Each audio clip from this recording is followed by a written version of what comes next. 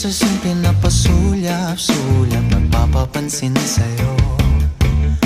Umabot sa palitan ng mga mensahe, kilig na kilig ako.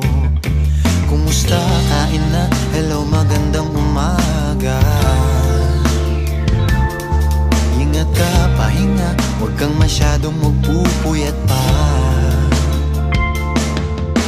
Naramdaman ng puso na dahan-dahan akong nahuhulog sa'yo.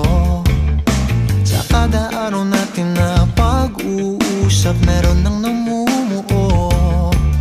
Ngunit di ko na alam kung anong patutunguhan. Ang hiling ko lang naman na itong naramdaman.